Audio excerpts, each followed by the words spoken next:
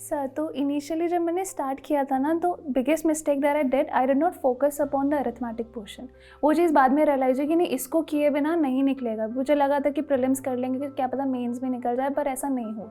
एक दिया मैंने मेंस, बट उसमें इट वाज मतलब रियलाइज़ हुआ मुझे कि नहीं, डीआई भी आता है कभी कभी अरिथमेटिक बेस्ड, और वो नॉर्मल डीआई से काफ़ी ईजी होता है। अगर आपकी कंसेप्चुअल क्लैरिटी नहीं है तब आप नहीं कर पाओगे।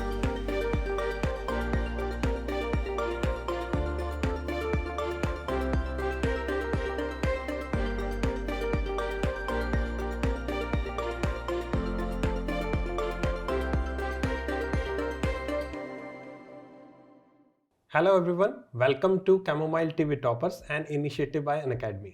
I am Kapil Kadpal. I am General Awareness Educator in the Bank Exam category at Unacademy. आज आपकी मुलाकात करवाने वाला हूँ एक ऐसे शख्स से जिन्होंने हाल ही में IBPS PO और SIDBI ग्रेड ए जैसे एग्जाम्स को क्लियर किया है। ये है रिया अवस्थी। आइए इनसे मुलाकात करते हैं और इनके प्रिपरेशन की जर्नी को इनसे जानते हैं। Hello Riya. Hello sir. Welcome. Thank you. कैसे हो आप?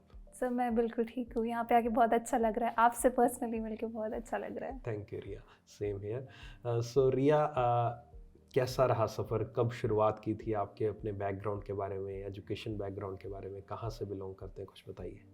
Okay sir, starting from where I belong to Agra, and मैंने अपनी ग्रेजुएशन करी थी कंप्यूटर साइंस ऑनर्स से from Delhi university in 2019, and there after I did my masters from private university in 2021। So masters के time पे it was a blessing in disguise कि COVID आ गया था, तो मोस्ट ऑफ द टाइम मैंने घर में बिताया था।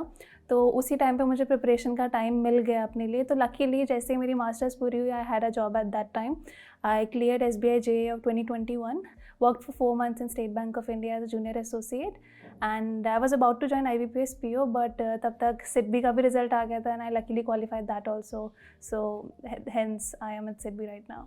ओके, सो जब आपने प्रिपरेशन स्टार्ट की थी तो कुछ ऐसी बेसिक चैलेंजेस कुछ फेस हुए थे आपकी प्रिपरेशन जर्नी के वक्त? सर चैलेंजेस तो बहुत सारे थे।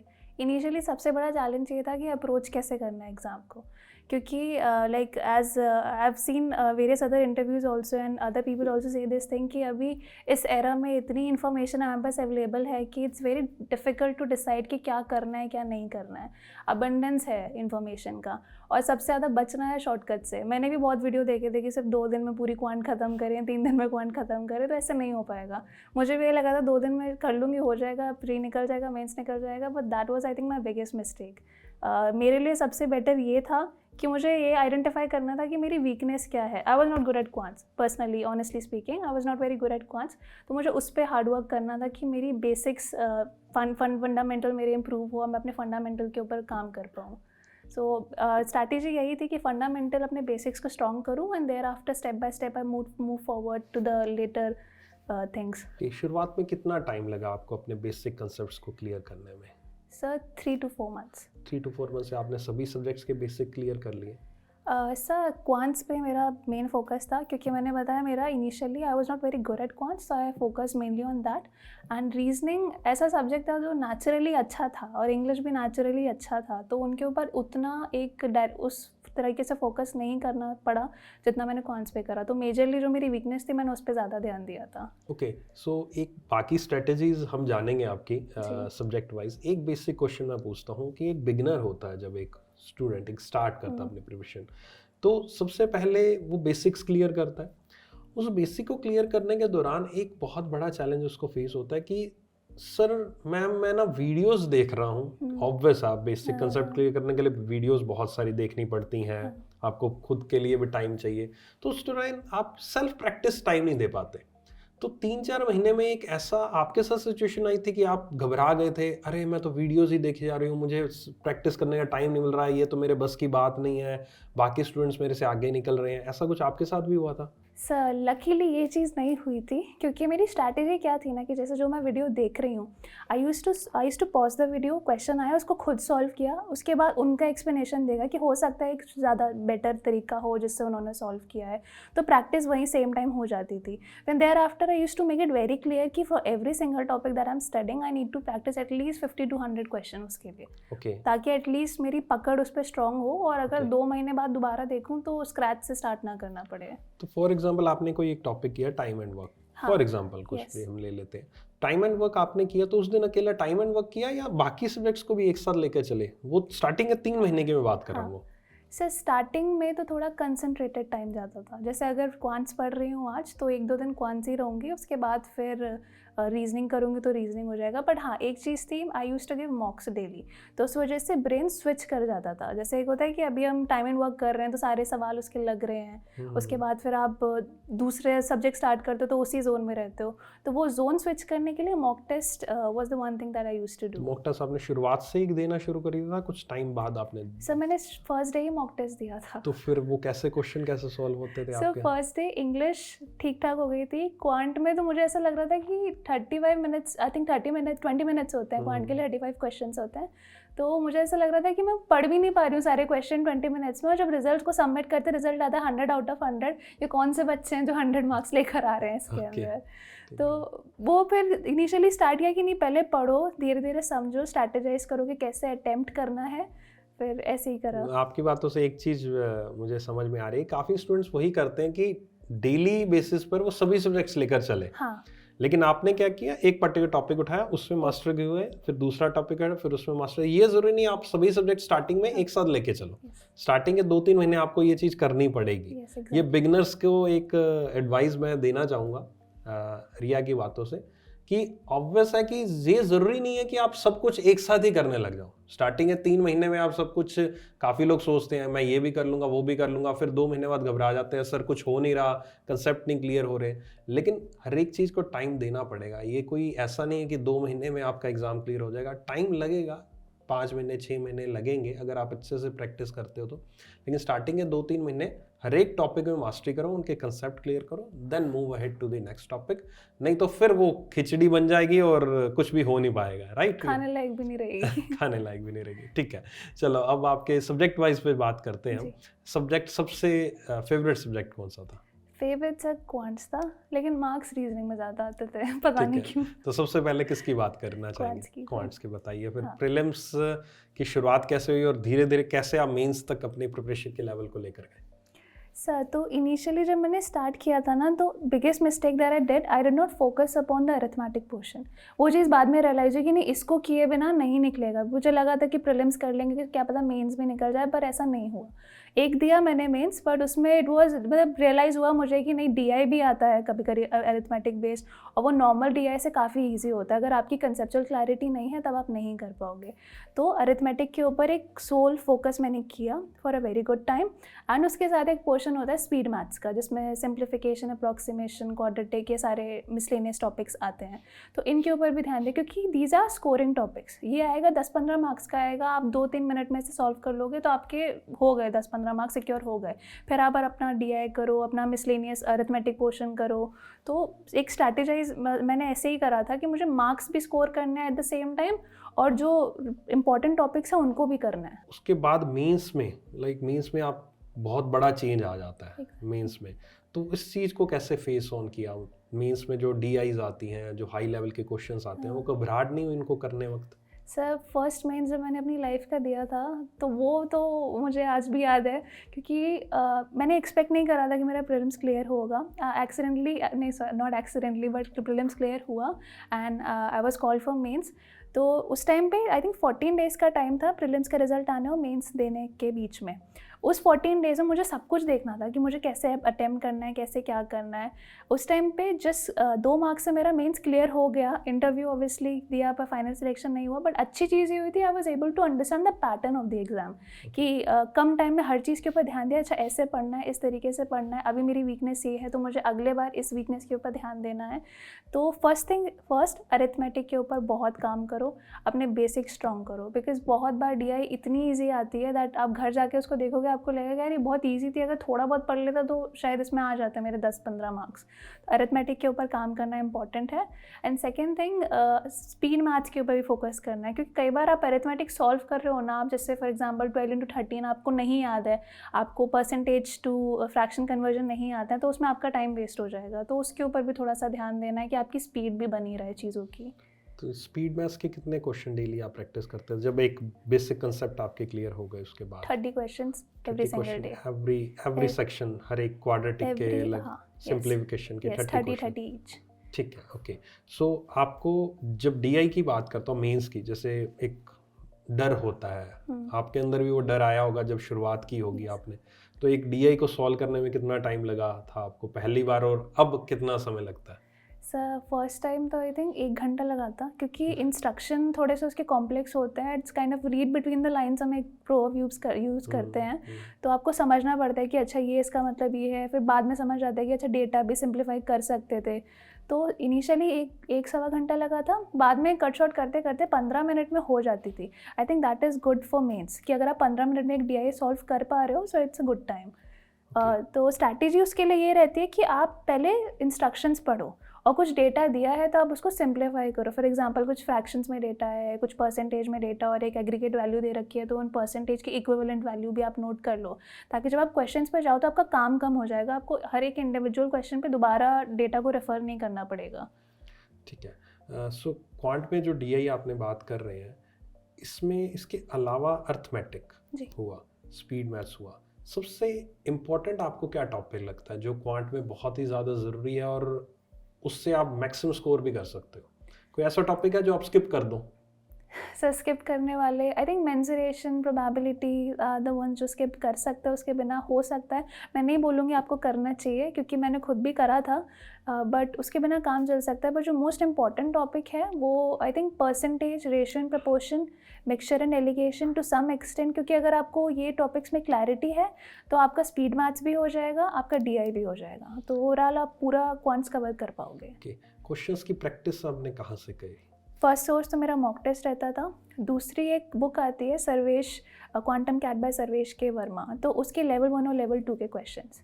वहाँ से आपको इनफ लगा कि प्रैक्टिस के लिए मुझे इनफ हाँ। मटेरियल मिल गया था? मॉक टेस्ट से मैंने 2 डिफरेंट सोर्सेज से लिए थे। सो मॉक टेस्ट, जब मेरा मॉक टेस्ट एग्जॉस्ट हो जाते थे तो I used to go to the book. Okay, ठीक है। एनी फाइनल एडवाइस कुछ क्वांट के लिए आप स्टूडेंट्स को देना चाहेंगे?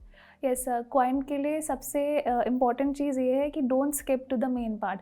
अपने बेसिक्स क्लियर करो आप सबसे पहले। अगर आपके बेसिक्स क्लियर हैं तो आप ऑब्वियसली एडवांस लेवल क्वेश्चन अच्छे से कर पाओगे, क्योंकि उस अंडरस्टैंडिंग बिल्ड करने में टाइम लगता है। मुझे भी टाइम लगा था। फर्स्ट टाइम मैंने दिया था तो मुझे लगा था मैं क्वेश्चन भी नहीं पढ़ पा रही हूँ, इतने कम टाइम में बच्चे सॉल्व कैसे कर रहे हैं। But the moment you have the conceptual clarity, I think you will be able to solve the question in a much shorter time. Okay, ठीक है। तो नेक्स्ट सब्जेक्ट पे चलते हैं, अपने इंग्लिश पे ऊपर। yes. आपने कहा इंग्लिश आपका शुरू से स्ट्रॉन्ग सब्जेक्ट था, आप इंग्लिश मीडियम से हैं, तो आई थिंक वो आपको एडवांटेज मिला। फिर भी एक इंग्लिश मीडियम स्टूडेंट से होने के बाद भी, मैं खुद इंग्लिश मीडियम स्टूडेंट से हूँ, मैंने बैंक एग्ज़ाम जब क्लियर किए थे, मुझे एक काफ़ी डिफरेंस लगता था। एक आप इंग्लिश मीडियम से हो, लेकिन स्टिल जब बैंक एग्ज़ाम की आप प्रिपरेशन करते हो और उस एग्ज़ाम को देते हो तो काफ़ी कुछ अलग सा दिखाई देता है। आपके साथ भी वैसा हुआ था? कुछ नया कुछ करना पड़ा आपको एक्स्ट्रा उसके लिए? सर प्रीलिम्स की इंग्लिश तक तो ठीक था, हाँ, लेकिन मेंस की इंग्लिश अलग सी है। वो दिखाई देती है कि हाँ थोड़ी टफ है, उसके लिए आपको कुछ एक्स्ट्रा एफर्ट्स करने पड़ेंगे। मतलब उसके लिए इंग्लिश मीडियम स्टूडेंट को ओवर कॉन्फिडेंट होने की ज़रूरत नहीं है? बिल्कुल नहीं, है ना? हाँ। तो क्या चेंजेस आपने अपने प्रिपरेशन में किए उसके लिए, उसको टैकल करने के लिए? सर पहला चेंज तो सबसे पहला ये था कि गलती जो मैं करती थी वो ये थी कि मैं इंग्लिश के मॉक टेस्ट को दोबारा एनालाइज नहीं करती थी बहुत अच्छे से, और कभी करती भी थी तो I did not use to write it on paper कि अच्छा ये गलती है तो ताकि नेक्स्ट टाइम ना हो। इंग्लिश में मेंस में ये मैंने करा कि जब भी every time I use to give mock test, उसके बाद मैं एक एक पैरा, एक स्टैंजा पढ़ा, उसको समझा, फिर उसमें जो अगर कुछ एरर करा है, मैंने कुछ गलत करा है, तो एक्सप्लेनेशन में, मॉक टेस्ट में एक्सप्लेनेशन में वो लोग करेक्ट सोल्यूशन भी देते हैं, तो उसको कॉपी में नोट कर ले कि अच्छा इफ़ आई वर होगा, इफ़ आई वॉज नहीं होगा तो ये नेक्स्ट टाइम याद रहेगा मुझे। इस तरीके से मैंने उसको नोट करना स्टार्ट कर दिया, बिकॉज पैटर्न सेम है, पैटर्न हर बार सेम ही फॉलो होगा, तो बहुत ज़्यादा नहीं पर ऑफनली चीज़ें रिपीट होंगी।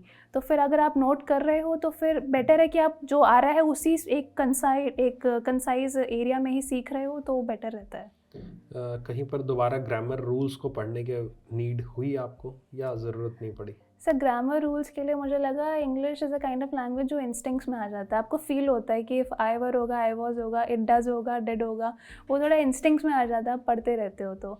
ओके, रीडिंग भी करते थे, एडिटोरियल्स इंपॉर्टेंट आपके अकॉर्डिंग हैं या स्किप कर सकते हैं उन पार्ट इट्स को? Very important, extremely important okay, for reading habit, क्योंकि mains is all about reading. The more you read the more you understand. तो अगर आप रीडिंग करते हो, आपकी समझने की हैबिट है, तो आपको क्वेश्चन में टाइम उतना कम लगेगा. बीट क्वांट, बीट रीजनिंग, अगर आप समझ पा रहे हो तो आप कर पा रहे हो. तो मेंस के लिए तो it's very important that you build this habit of reading. तो उसके लिए तो editorial I think is a must, क्योंकि 2 एस्पेक्ट कवर हो रहे हैं, जीए भी कवर हो रहा है और दूसरा बाकी सेक्शंस में भी हेल्प होगी. ठीक है. एडिटोरियल कुछ स्पेसिफिक कुछ रीड करते थे न्यूज़पेपर से या कहाँ से रीड करते थे? सर द इंडियन एक्सप्रेस एक न्यूज़ आता है, न्यूज़पेपर आता है, उसको पढ़ती थी मैं. और उसके अलावा used to read magazine, random magazines, या कुछ कोई आर्टिकल आ गया बॉलीवुड का हो गया, एरिया ऑफ कोई और interest, area of interest. Interest उससे हाँ, भी रीडिंग हाँ, की हैबिट बन गई होगी हाँ. आपके. ठीक है. अच्छा, काफ़ी लोग हिंदू को काफ़ी प्रेफर मानते हैं कि हिंदू के एडिटोरियल्स पढ़ने चाहिए. आप इंडियन एक्सप्रेस का नाम ले रहे हैं, जी. तो आपको क्या लगता है इंडियन एक्सप्रेस भी उतना इक्विवेलेंट मतलब काम करेगा? हाँ सर, बिल्कुल काम करेगा. I think it's more about the content, not about the brand. Brand के पीछे ना जाए, कंटेंट देखें, तो it is also a fair good newspaper to give you that. And I think the Hindu is more particularly for like civil service वाला चीज़. In general भी हम पढ़ते हैं, बट इट्स वेरी कॉम्प्रहेंसिव मेरे एंड से. तो मुझे लगता था मेरे लिए जो बेस्ट है इंडियन एक्सप्रेस है, बाकी it's subjective to the individual. ठीक है. इसके अलावा कुछ इंग्लिश के बारे में कोई और मेन टॉपिक या एग्जामिनर फेवरेट टॉपिक आपको लगता है जो इंग्लिश में आप स्किप नहीं कर सकते? Error correction, error omission. Okay. So error correction किस तरह, वो तो फिर बेसिक आपके क्लियर है तो Basic, उससे ही हो हाँ, जाएगा एरर वही, करेक्शन तो. वही. राइट, ठीक है. डिस्क्रिप्टिव की प्रिपरेशन अलग से कुछ करी थी, कहीं से प्रैक्टिस किया था? सर मैंने अपने आप ही करी थी अलग से. I use to type, what I did before the mains exam was कि मैंने नेट से मैंने देखा कि कौन सा हमारे ट्रेंडिंग टॉपिक्स हैं. जैसे जिस टाइम मैंने दिया था मेंस, उस time I think Ukraine Russia war start just हुई थी, रेपो रेट इंक्रीज़ हुआ था, और ऐसे 2-3 कुछ ट्रेंडिंग टॉपिक्स थे. तो उनकी एक लिस्ट मैंने बना ली थी और उनके बारे में थोड़ा थोड़ा पढ़ लिया था कि if not in depth I should know ऊपर ऊपर से कि मैं उसको लिख पाऊँ. तो थोड़ा थोड़ा आपको अपना करंट के बारे में पता होना चाहिए. और दूसरा एक होता है स्ट्रक्चर ऑफ द आंसर और the structure of the essay that you are writing. Format basically कि ending with the positive note and initial introduction and then pros and cons and stuff like that. तो वो पूरा structure एक memorise करना कि इसी structure में आपको अपना ऐसे लिखना है. और मेंस में जब डिस्क्रिप्टिव आया था, उस टाइम पे मैंने क्या किया था ना कि जैसे स्क्रीन पे जैसे ही वो पॉपअप करता है कि ये क्वेश्चन है, तो अपना क्वेश्चन सेलेक्ट किया, साथ में शीट रहती है, उसको ड्राफ्ट कर लिया, 1-2 छोटे छोटे पॉइंट के, अच्छा ये भी लिख सकते हैं, ये भी लिख सकते हैं, ये भी लिख सकते हैं, ताकि वहाँ जब टाइप करना स्टार्ट करें वहाँ मेरा फिर टाइम वेस्ट ना हो, कि वहाँ सोचते रह जाएंगे, फिर उतने में टाइम निकल जाएगा. ठीक है. तो इतना टाइम मेंस के एग्ज़ाम को हम देते हैं, जब पूरा 2 घंटे 2.5 घंटे आई थिंक इतना हम पूरा एक ओवर एग्ज़ाम देते हैं. हाँ. उसके बाद एकदम से जब डिस्क्रिप्टिव आता है तो माइंड ऑलरेडी एग्जॉस्ट हो चुका होता है. पूरी तो तरीके से. कैसा वो माइंडसेट उस टाइम पे ऐसा कैसा रखा कि डिस्क्रिप्टिव भी बहुत ईजिली आप कर पाए? सर डिस्क्रिप्टिव जब तक आता है ना, तब तक आई थिंक 70% एनर्जी जा चुकी होती है, मेरी तो चली गई थी. और फिर एकदम से वो धड़ धड़ कीबोर्ड्स की आवाज़ आना स्टार्ट हो जाती है, ऐसा लगता है क्या लिख रहे हैं आसपास वाले. पर उस मोमेंट पे ये है ना कि आपको मिनिमम तो स्कोर करना ही है. जो मुझे ऐसा फील होता है, and I have heard it somewhere else also, कि अगर हज़ारों बच्चे पेपर दे रहे हैं तो they are not checking each one of like हर किसी का answer individually. There must be some AI based system जिसमें मेन होगा कि आप ग्रामेटिकल मिस्टेक्स ना करो, ठीक है, और उसके अलावा आप करेक्ट पंचुएशन यूज़ करो. तो ये 2-3 चीज़ें हैं जो आपको फोकस करना ही पड़ेगा, because at the end of the day we know कि वो इंडिविजुअली आपका आंसर नहीं चेक करेंगे. तो आपके आंसर में पहले से ही रेड लाइट ना आए, वो उस चीज़ पर थोड़ा सा फोकस करना पड़ेगा. ठीक है. चलिए अब नेक्स्ट पार्ट पे चलते हैं हम, रीजनिंग पे. रीजनिंग की प्रिपरेशन कैसे स्टार्ट की थी और कैसे आप आगे प्रिपरेशन को लेकर गए मेंस लेवल तक की? सर रीजनिंग को मैं 2 पार्ट्स में डिवाइड करूँगी. एक तो मेरा होता है जो पजल वाला पार्ट, एक होता है हमारा मिसलेनियस, लॉग्स एंड इक्वालिटी वो वाला पार्ट. तो जो मिसलेनियस पार्ट है, आई think it's a one time job. आप एक बार करो, अच्छे से करो, उसको प्रैक्टिस करो, and that's fair enough for you to do good in exam. And दूसरा पार्ट है पजल का. पजल में तो सर कोई उसका सब्सटीट्यूट नहीं है एक्सेप्ट फॉर प्रैक्टिस. आप जितना प्रैक्टिस करोगे, आप उतना कंफर्टेबल होगे, आप उतना अच्छे से अंडरस्टैंड करोगे. तो ओनली प्रैक्टिस इज़ द की. ओके. पजल्स देखकर डर नहीं लगता था? पहले लगता था सर. पहले मेंस की पजल, आई थिंक पहली पजल बनी थी 2.5 या 3 घंटे में. उसके बाद फिर टाइम कम होता गया. इनिशियली डर लगता था, पर लाइक जैसा जितना जितना आप प्रैक्टिस करते जाते हो उतना आप कंफर्टेबल होते जाते हो उस चीज़ के साथ. काफ़ी बार ऐसा होता है कि हम पजल्स करते करते करते करते एकदम डिस्ट्रैक्ट हो जाते हैं। तो ये चीज़ एक नॉर्मल कोर्स में होती है या एक प्रैक्टिस जब करने लग जाते हैं उसके बाद फिर हम ऐसी चीज़ें होनी बंद हो जाती हैं? आपके साथ कैसा होता था? सर ये नेचुरल है, डिस्ट्रैक्शन होना और डिस्टर्ब होना। एकदम से पूरा पैराग्राफ पढ़ लिया, बाद में लगा कि अच्छा ये चीज़ छूट गई, फिर दोबारा स्टार्ट करें इनिशियली, वो नेचुरली होता ही है। बट ये है कि आप जब कर रहे हो तो you need to put your 100% focus in there. हर बार नहीं हो पाता ऑब्वियसली, बट कोशिश तो कर ही सकते हैं कि मैक्सिमम टाइम हम अपना पूरा फोकस दें। राइट, कोई एग्जामिनर फेवरेट टॉपिक्स की स्पेसिफिकली इनको हमें करना ही चाहिए फोकस? सर रीजनिंग में तो पज़ल ऑब्वियसली एग्जामिनर फेवरेट भी है एंड स्टूडेंट फेवरेट भी है आजकल तो। और उसके अलावा आई थिंक मिसलेनियस में कुछ कुछ टॉपिक्स हैं जो रैंडमली मोस्ट प्रोबेबली आते ही हैं हर बार, जैसे हमारा सिलॉजिज्म हो गया एंड इनपुट आउटपुट मेंस में बहुत इंपॉर्टेंट है। तो ये कुछ टॉपिक्स हैं जो आप करके चलोगे तो लॉन्ग रन में हेल्प करेगा। एक मेंस में एक लॉजिकल रीजनिंग भी आती है, यस क्या वो अटेम्प्ट करते थे आप या स्किप करके गए हो? सर मैंने अटेम्प्ट करी थी। फर्स्ट टाइम जब मैंने अटेम्प्ट करी थी तो it was on my instinct, तब मैं पढ़ के नहीं गई थी फॉर माय फर्स्ट मेंस। तो मैंने जितना समझा उसके बेसिस पे करी। नेक्स्ट मेंस मैंने उसको अलग से स्टडी करा था। तो जैसे मैंने अभी पहले बताया कि आपको रीडिंग करनी चाहिए फॉर द अंडरस्टैंडिंग पार्ट, वो आपको लॉजिकल रीजनिंग में भी काम आएगी। बिकॉज इट्स लाइक आप वो एक कन्फाइंड आपको एक सेंटेंस दिया है। नेचुरली जब हम सोचते हैं तो हम पूरे यूनिवर्स को लेकर सोचते हैं। लॉजिकल रीजनिंग में आपको एक सेंटेंस दिया, आपको बस उसी को देखना है, that sentence is your universe, आपको उसी के बेसिस पे कंक्लूजन लिखना है। तो वो चीज़ नहीं आ पाती है। तो जितना आप प्रैक्टिस करोगे आप समझ पाओगे कि नहीं इतने को ही देखना है और इतने को देख के ही करना है। लॉजिकल रीजनिंग क्वेश्चन स्किप करने चाहिए या उनकी अच्छे से प्रैक्टिस करनी चाहिए? क्योंकि काफ़ी टाइम कंज्यूमिंग एग्जाम के वक्त नहीं होता, लेकिन प्रैक्टिस काफ़ी टाइम कंज्यूमिंग होती है उसकी। तो आपका क्या सजेशन है उसमें? सर आई थिंक अगर आप फुल फ्लेज प्रिपरेशन कर रहे हो, if you want to leave no stone unturned, तब तो करना चाहिए। Otherwise you can skip also, क्योंकि हर बार वो फेवरेबल नहीं होता। जैसे पजल है कि आपको पता है कि 99% चांस है आप बना लोगे, पर उसमें चांस नहीं है कि आपका सही होगा या नहीं होगा। तो in that case you can skip. पर अगर आपके पास है कि नहीं आपको पूरा 100% एफर्ट देना है तो फिर तो करना ही चाहिए। ओके, रीजनिंग में जो प्रीलिम्स पार्ट होता है हमारा, उसमें 35 क्वेश्चंस 35 मिनट आउट ऑफ 35 हाँ, करने yes, का sir. एक ऐसा एनवायरनमेंट सा बना रखा है कि कैसे स्कोर करें 35 और 35। कितना ज़रूरी है कि फुल स्कोर करना प्रीलिम्स में? सर फुल स्कोर करने से ज़्यादा आई थिंक फुल स्कोर करने का सोचना और उसके लिए एफर्ट मारना is I think more important. क्योंकि हर बार पेपर का लेवल अलग होता है। अब एक पेपर में 4 शिफ्ट हो रही हैं, हर शिफ्ट का लेवल अलग है, तो आप अपनी शिफ्ट को दूसरे से कंपेयर नहीं कर सकते। तो इट्स मोर इम्पॉर्टेंट कि आप फोकस करो कि आप एफर्ट कर रहे हो कि 35 आउट ऑफ 35 कर पाऊँ, रादर देन कि हाँ नहीं करके ही आने। ओके, रीजनिंग के लिए कोई फाइनल एडवाइस कुछ स्टूडेंट्स को? सर रीजनिंग के लिए फाइनल एडवाइस तो यही होगी, प्रैक्टिस इज़ द की।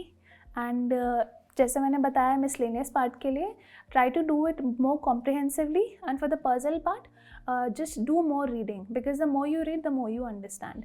और जहाँ तक बात है मॉक टेस्ट या अटेम्प्ट करने की पेपर को, तो you have to be very selective in terms of question कि आपको क्या करना है। बहुत बार ऐसा होता है पजल बनाते हो 5 मिनट चले जाते हैं, आप देखते हो नहीं बनी है, फिर आप दूसरे में एकदम से घबरा के एंग्शियस होकर आप दूसरे क्वेश्चन पे शिफ्ट करते हो। तो वो चीज़ करने से पहले कि जो आपको पता है कि आप कर लोगे, जो आपके लिए स्कोरिंग पार्ट है, आप उस पर ज़्यादा फोकस करो, मार्क्स स्कोर कर लो, ईगो तो बाद में भी सेटिस्फाई हो जाएगा। ठीक है, इसी पे मैं एक क्वेश्चन पूछता हूँ आपसे। अभी हमने जैसे मैथ्स, क्वांट, रीजनिंग की बात कर ली है, अपनी इंग्लिश की बात कर ली है। एग्ज़ाम के दौरान, मेंस एग्ज़ाम के दौरान आपको क्वेश्चन चूज़ करने होते हैं, आपका क्या तरीका होता था? क्वेश्चंस को किस तरह से चूज़ करते थे? क्योंकि सभी नहीं करने क्वेश्चन, चूज़ करके कुछ स्पेसिफिक क्वेश्चन करने हैं, कुछ उसके लिए एडवाइस कर सकते हैं? सर मेंस एग्ज़ाम में क्या है ना कि आप पहले just go through the paper, 1-2 question, last question आप एक बार देख लो, स्किप कर लो, just skim through the paper. और जो भी उसमें एक ऑप्शन होता है mark for review those question जो आपको लगता है बाद में अटेम्प्ट करोगे। मेरे लिए क्या होता था ना, usually I used to mark DIs जो अरिथमेटिक बेस्ड हैं, क्योंकि arithmetic based DI usually simple होती हैं as compared to like core speed math based जो होती हैं, उसमें ज़्यादा काम होता है। Arithmetic DIs are little bit easier, तो उनको मैं मार्क करती थी। और उसके अलावा कुछ कुछ अरिथमेटिक के क्वेश्चंस भी आते हैं जो देखने में लगता है टफ है, but the moment you start solving they are easy, तो उन क्वेश्चंस को मैं मार्क कर लेती थी। ओके, चलिए अब नेक्स्ट एक सब्जेक्ट की बात कर रहे हैं, जनरल अवेयरनेस, जो कि आपके मेंस एग्जाम में आपके Yes, आता है, राइट? उसके बारे में कैसे आपने प्रिपेयर किया? सर जनरल अवेयरनेस तो डे वन से करनी चाहिए।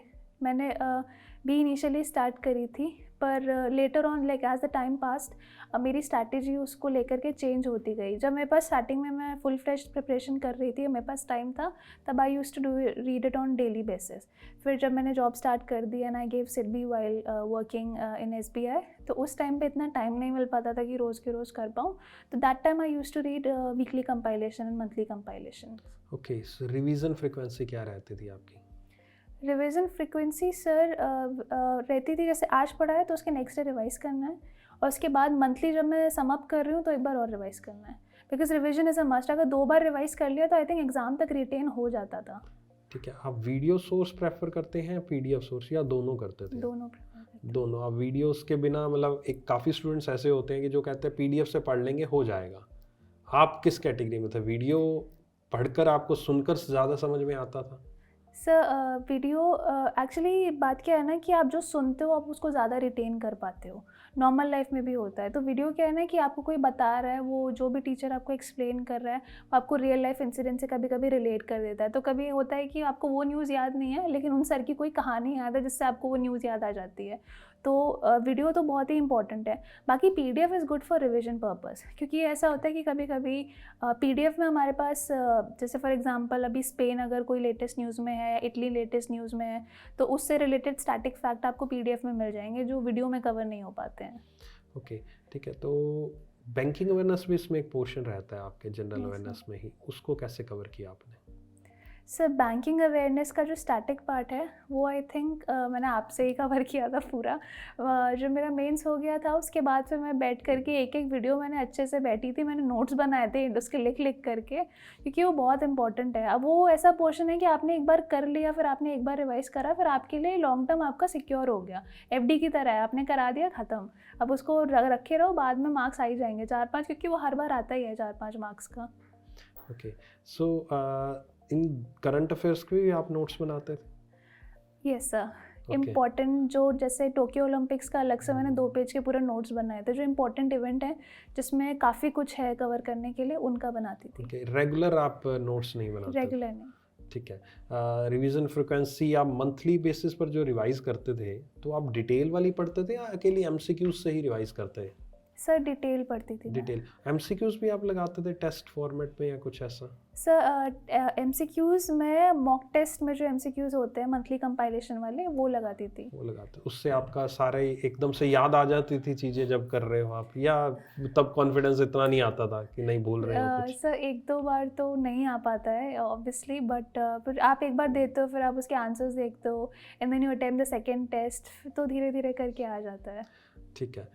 स्टैटिक अवेयरनेस कहाँ से कवर करी थी आपने? स्टैटिक अवेयरनेस मैंने सेपरेटली नहीं करी थी कवर। जैसे फॉर एग्जांपल करंट में कोई टॉपिक आया है तो उसी का स्टैटिक पोर्शन मैंने कर लिया, थोड़ा देख लिया कि नेशनल, जैसे फॉर एग्जांपल तेलंगाना का न्यूज़ आई है तो तेलंगाना में कौन से नेशनल पार्क है वो थोड़े रिवाइज कर लिए। अब तेलंगाना के CM कौन है, वहाँ पे गवर्नर कौन है, थोड़ा बहुत देख लिया, तो ऐसे करके मेरा स्टैटिक पोर्शन कवर हो जाता था।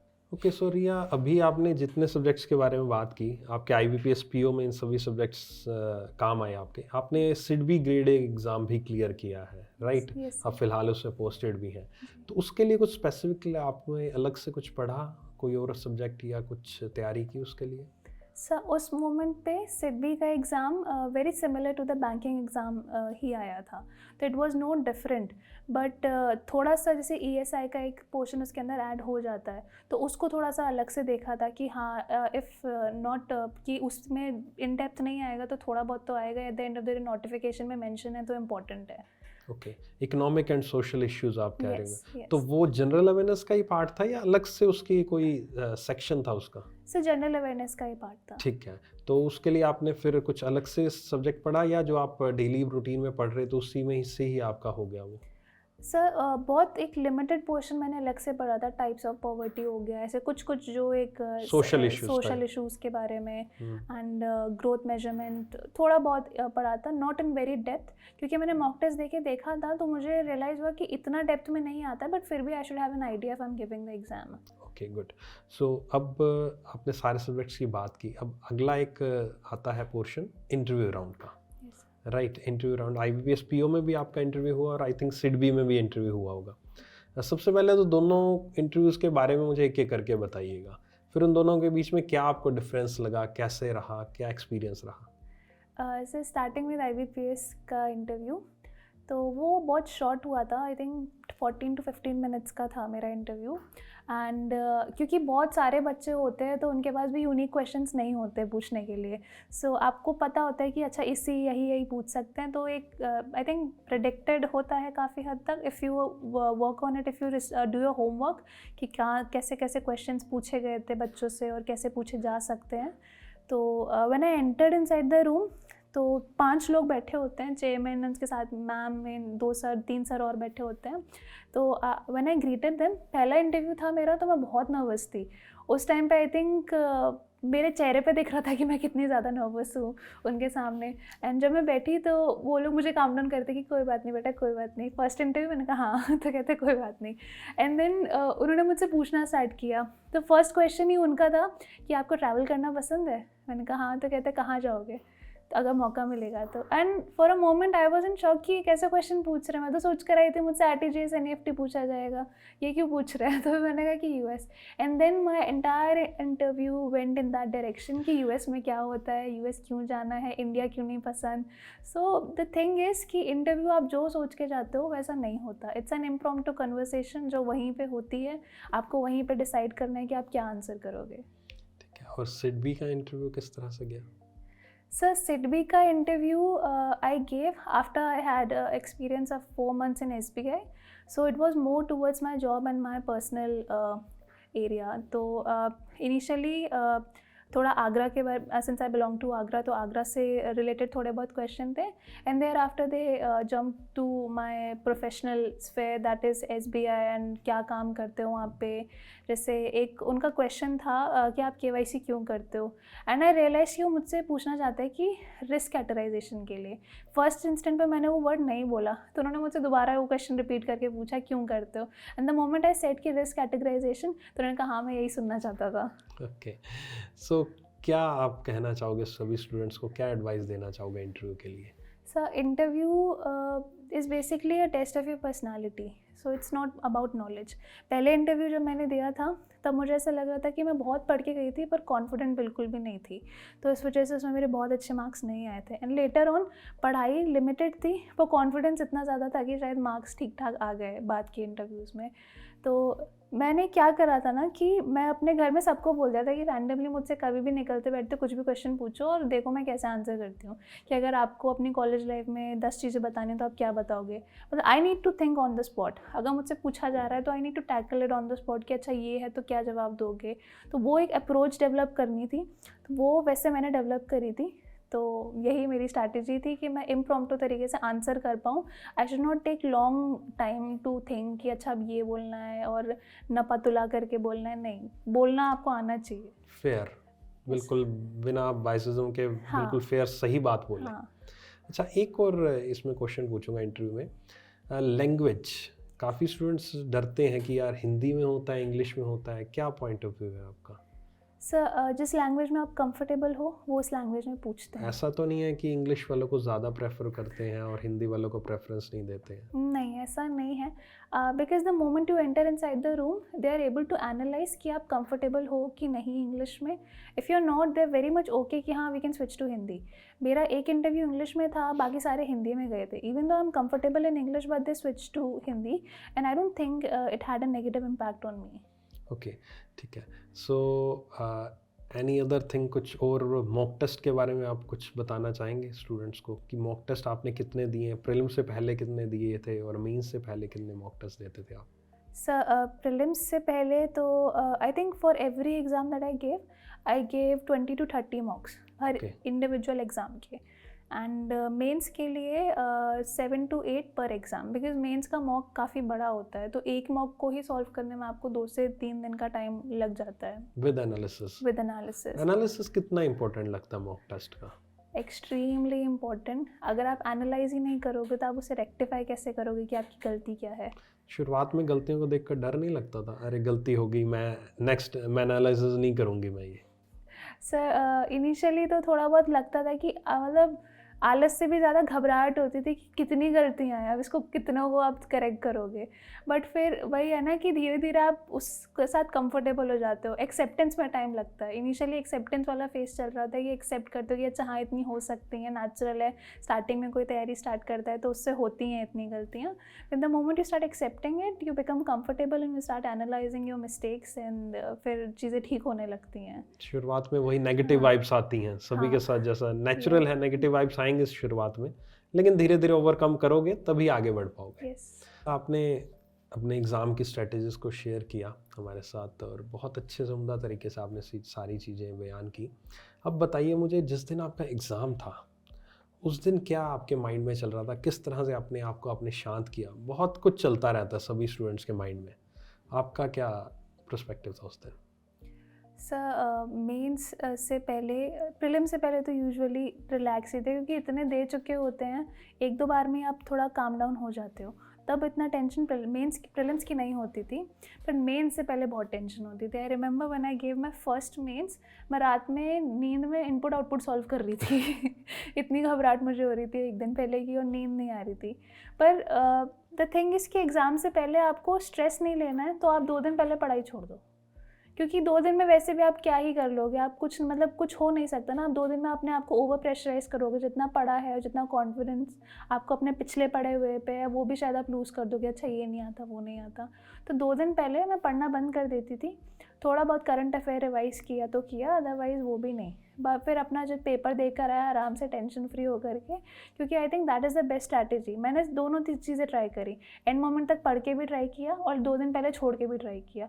लकीली 2 दिन पहले छोड़ने वाला पार्ट मेरे लिए काम कर गया, तो इसलिए मेरी वही स्ट्रैटेजी होती थी कि 2 दिन पहले पढ़ाई बंद कर दो। कि और जिस दिन एग्ज़ाम होता था उस दिन क्या क्या रहता था? सुबह एग्ज़ाम सेंटर में जब जा रहे हो आप, हाँ तो उस वक्त कैसा माइंड सेटअप होता था? सर टेंशन होती थी क्योंकि आसपास आप देखिए ना, लाइन बायोमेट्रिक कराते हैं जब एंट्री हो रही थी एग्ज़ाम हॉल के अंदर, तो इतनी लंबी लाइन होती है, आपके साथ में इतने मतलब इंटेलिजेंट फेसेस आपको दिखाई देता है, ऐसा लगता है इसका हो जाएगा मेरा नहीं होगा, ये कितना पढ़ के आया है। तो मैं तो ये था कि बस आँख बंद करके अंदर घुस जाओ, अब सीधे सिस्टम पे जाके आँखें खुलेंगी मेरी। ओके। अच्छा, एक और पॉइंट इसी से मैं ऐड ऑन करता हूँ, जो एग्ज़ाम देने के बाद का होता है। जब एग्ज़ाम देकर हम बाहर आ जाते हैं, बहुत बार ऐसा होता है कि शिफ्ट्स होती हैं। मेंस की तो ऑब्वियस है, एक में हो गया आपका, लेकिन प्रीलिम्स में बहुत सारी शिफ्ट्स होती हैं। कई दिन चलते हैं आपके, 3-4 दिन भी एग्ज़ाम चलते हैं और एक दिन में 4-4 शिफ्ट्स। तो जब आपका शुरुआत में आपका एग्ज़ाम हो गया, दूसरी तीसरी शिफ्ट में, उसके बाद बहुत सारे और दिन है एग्ज़ाम्स के, तो एग्ज़ाम एनालिसिस एक बहुत ज़्यादा पॉपुलर होते हैं यूट्यूब पे। क्या आप देखते थे एग्ज़ाम एनालिसिस की, हाँ मुझे आगे वाला मेरा मान लीजिए शिफ्ट होती, या अगर बाद वाली शिफ्ट है, तो कितना इंपॉर्टेंट है एग्ज़ाम एनालिसिस की वीडियोस देखना? सर इम्पॉर्टेंट तो शायद मैं नहीं बता पाऊँगी कितना है, पर वो एक कहते हैं ना, एक नेचुरल चॉइस हो जाती है स्टूडेंट की कि उसको देखना होता है कि अच्छा कैसा गया, क्या लेवल था। बिकॉज़ जितने भी ग्रुप्स में हम एडेड रहते हैं, टेलीग्राम वगैरह, सब जगह ये इसकी एकदम से भरमार आ जाती है कि ये फ़लाने सर एनालाइज़ कर रहे हैं, ये चैनल एनालाइज़ कर रहा है, तो आप देखते हो कि अच्छा मेरा ये लेवल था, दूसरी शिफ्ट से कंपैरेटिवली इतना है। तो just for the sake of अपने मन की शांति के लिए देखना होता है तो आप देख सकते हो, बाकी उससे कुछ फ़ायदा नहीं होता। बिकॉज नॉर्मलाइजेशन ऐसा प्रोसेस है जिसको कोई नहीं टैकल कर पाए कि वो किस बेसिस पे करते हैं। तो वो नॉर्मलाइजेशन होगा, आपको नहीं पता चलेगा आपके मार्क्स क्यों कटे, कितने बड़े। देखने के लिए ठीक है, आप देख सकते हो, पर इतना कुछ हेल्प नहीं करता। बिकॉज अगर चीज़ें फेवरेबल डायरेक्शन में जा रही हैं तब तो ठीक है, और बाई चांस नहीं गई तो फिर मॉरल डाउन हो जाता है। राइट, ठीक है। अब बात करते हैं आपके रिज़ल्ट डे की। जिस दिन आपका रिज़ल्ट आया, चाहे आपका IBPS PO का रिज़ल्ट आया या फिर SIDBI का रिज़ल्ट आया, क्या माहौल था, एनवायरनमेंट था, घर पर थे आप, बाहर थे, क्या याद है उस दिन का? सर SIDBI का रिज़ल्ट मैं बताती हूँ, I have one very interesting story to share. जिस दिन मेरा SIDBI का रिज़ल्ट आया was the same day when I resign from State Bank and I was about to join Union Bank of India as a PO। तो same day मैं घर आई, अपना वहाँ से फेयरवेल हुआ, मेरी ब्रांच में वापस आई, मैं अपना सो रही थी एंड शाम, मुझे याद है रात के 11 बजे मैंने PDF खोली, टेलीग्राम खोला तो उसमें ग्रुप पे PDF आई हुई थी और मैंने चेक किया, घर पे उस टाइम कोई नहीं था, मैं और मेरा भाई था छोटा और कोई भी नहीं था। मैंने चेक किया, मैंने कहा ये मेरा रोल नंबर, मैंने उसको दिखाया, चेक कर यही है, कहता हाँ यही है। तो मैंने अपनी बहन को फ़ोन करके भेजा कि दीदी रिज़ल्ट आ गया, ज़रा रोल नंबर मिलाना, एडमिट कार्ड भी भेजा है। कहती है हाँ तेरा ही है। मैंने कहा यार ये क्या हो रहा है, जब नहीं थी तो एक भी नहीं थी, जब आ रही हैं तो इकट्ठी इतनी सारी आ रही हैं। राइट। और घर पर क्या जब पेरेंट्स को बताया तो कैसा रहा उनका? सर वो तो खुशी थे बहुत ज़्यादा। एक्चुअली स्टार्टिंग के 2-3 के बाद वो लोग नॉर्मल हो गए थे, उन्होंने हाँ ठीक, क्लियर हो जाता है इसका। ठीक है। तो सबसे पहली जॉब तो आपकी SBI क्लरिकल की थी, तो उस टाइम फर्स्ट जॉब का तो रिएक्शन अलग हुआ हाँ, होगा। फर्स्ट जॉब का तो अलग था, तब तो मिठाई बंटवाई थी मैंने। तब तो मुझे इतनी खुशी हुई थी कि फाइनली लग गई।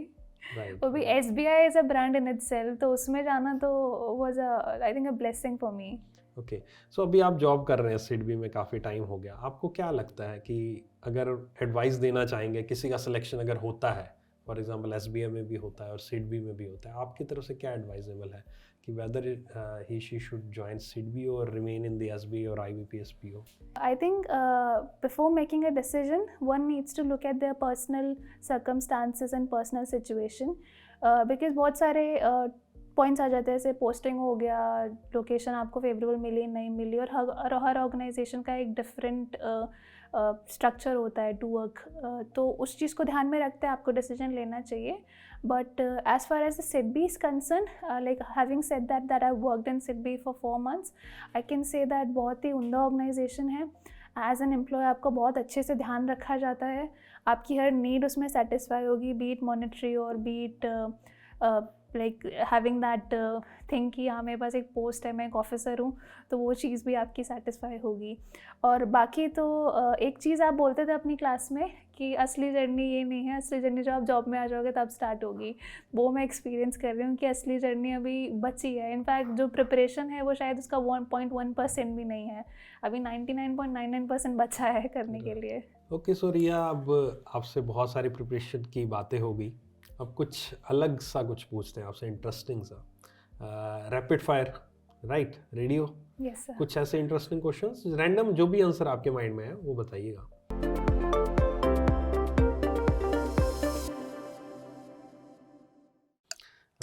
सबसे पहला क्वेश्चन, कोई ऐसी सुपर पावर जो आप अपने अंदर चाहते हो कि हाँ ये होनी चाहिए, जिससे एग्जाम में मुझे हेल्प मिलती है या आगे आने वाले टाइम में आपको हेल्प मिले?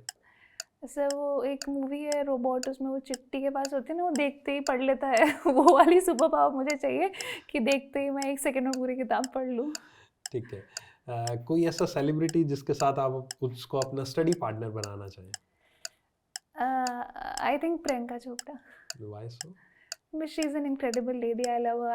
I love how confident she is and how knowledgeable she is, the way she carries herself. तो मुझे लगता है like in terms of personality development, she would be a very good partner to be around. कोई ऐसा magical creature जो आपको लगता है अपना स्टडी बडी टाइप कुछ होना चाहिए आपके साथ एग्जाम प्रिपरेशन के वक्त? So magical तो I think fictional character, like I'm a big Iron Man fan, तो Iron Man अगर मेरे साथ पढ़ेगा तो Robert Downey junior please, that would be great. Okay, so उनसे क्या फ़ायदा मिलेगा आपको आयरन मैन से पढ़ाई में? कुछ Sir, स्पेसिफिक कुछ थिंकिंग होगी, कुछ सर थॉट? टोनी स्टार्क तो टोनी स्टार्क है, उसकी तो अलग ही पर्सनालिटी है, जो माइंड उनका है तो। ठीक है। ओके, ऐसा कोई नया सब्जेक्ट जो आप ऐड ऑन करना चाहें बैंक एग्जाम्स में, कुछ ऐसा जो आपको बड़ा फेवरेट लगता हो लेकिन आपके टाइम नहीं है, अब हो जाए ऐड तो बढ़िया रहेगा? सर फेवरेट तो नहीं है, पर मुझे लगता है उसकी बहुत ज़रूरत है। आई थिंक AFB जो JIB में हमारे होता है, accounting and finance for bankers, okay, I think उसका एक स्मॉल पोर्शन इसमें भी होना चाहिए, बिकॉज दैट इज़ समथिंग जो आपको बाद में काम आएगा बहुत। ओके, नेक्स्ट क्वेश्चन, कोई ऐसा लिविंग कैरेक्टर जो आपको लगता है कि आपकी जगह आपका एग्जाम दे दे? सर मुझे लगता है आप ही दीजिएगा मेरा एग्ज़ाम, आप अगर मेरे एग्ज़ाम में बैठ गए तो पक्का निकलना है। मुझे बाकी सब्जेक्ट्स में दिक्कत आई, हाँ ठीक है, जनरल अवेयरनेस में मैं स्कोर कर पाऊंगा अच्छा, ठीक है, हाँ उससे भी कट ऑफ निकाल दूंगा। कट ऑफ क्लियर हो जाएगी, इनफैक्ट अच्छे मार्क्स से होगी। ठीक है, चलिए, बहुत अच्छा लगा आपके इतने इंटरेस्टिंग आंसर सुनकर।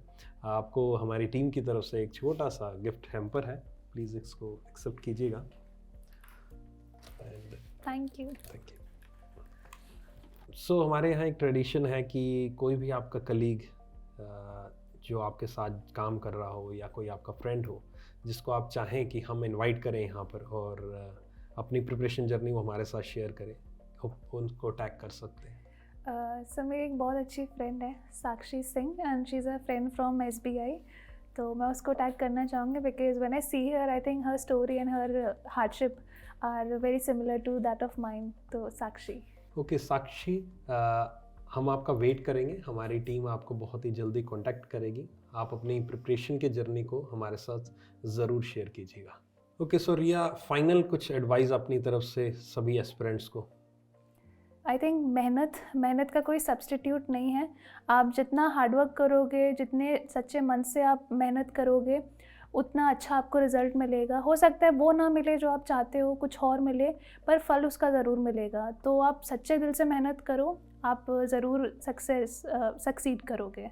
मेहनत का फल हमेशा मीठा होता है, और जैसे रिया को उनकी मेहनत का फल मिला है वैसे ही आपको ज़रूर मिलेगा।